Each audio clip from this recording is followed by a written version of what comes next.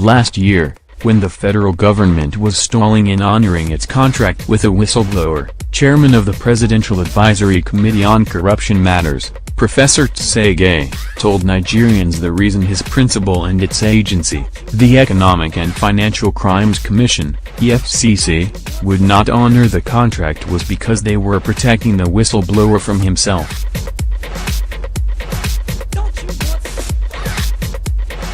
Sagay's words, "The whistleblower is like someone who will almost run mental when he gets the money and will use it in an irresponsible manner." When Professor Sagay said this, two things became apparent: his inconsistency and an alarming hypocrisy. It was inconsistent because neither he nor his principal considered the mental state of the man when he led the EFCC to the mouth-gaping $1 million stashed away in an apartment, but suddenly, he became mentally unstable when it was time for the government to pay the whistleblower his money. This, ostensibly, yelled out the hypocrisy of Professor Sagay louder than anything he has ever done. The irony that the author of Nigerian Law of Contract is the same person saying it's alright to SHT on an honorable contract speaks volumes of the integrity quotient of many Nigerian leaders. But the recent careless comment by Professor Adeosun Sagay about the Minister of Finance, Kemi Adeosun's NISC certificate scandal, was another testament that Nigerian leaders have no iota of respect for the people. Sagay flagrantly said with that sense of superiority common with government officials that he doesn't bloody care whether she, Adeosun, did youth service or not. This was right before he told the whole of Nigeria that it was alright to break the law if you are brilliant and an extremely valuable member of the government.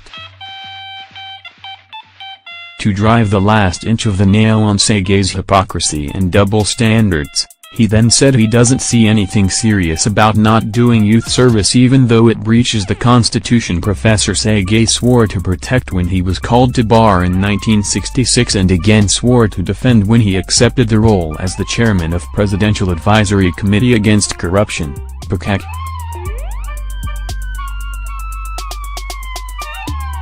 Same Professor Sagay supports the unlawful and shameful act of parading innocent but poor Nigerians before the press as criminals, an act that has been condemned as an infringement on human rights and a contradiction of the Nigerian constitutional tenet that assumes all men innocent until proven guilty by a court of law. Sagay, in one of the interviews granted the International Center for Investigative Reporting, ICER, said, "Personally, I don't quite agree with the elitist lawyers and judiciary who say that we shouldn't parade anybody."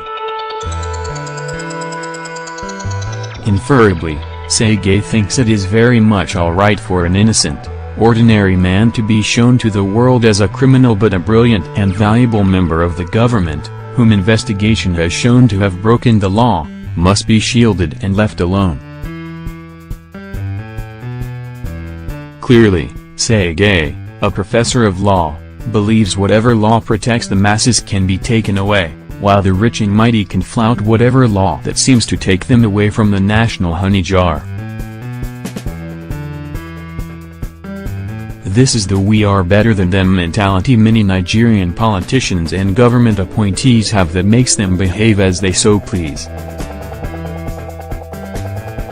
It is the same reason Adeosun will say nothing after investigation showed she not only forged a certificate, but also committed perjury by presenting the fake certificate to the Senate.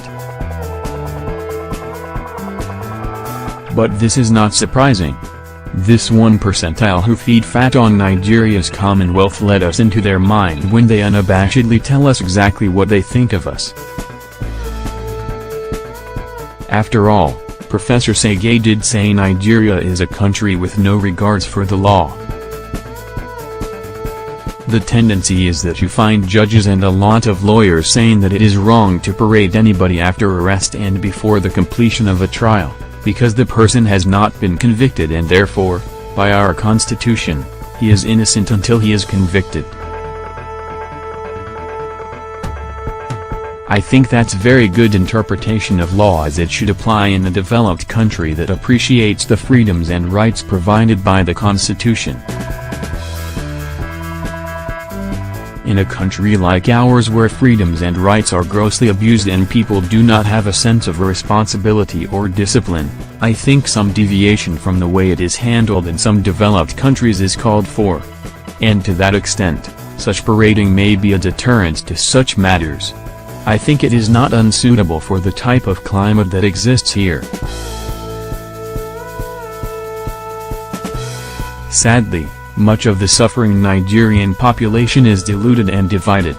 The Saraki's Game of Thrones has kept them so occupied that they do not see how inconsequential these people treat them. Until the right things like governance and demanding accountability from the ilk of Sagay start getting more attention from majority of Nigerians, this 1 percentile will continue to poop on us and keep getting away with it.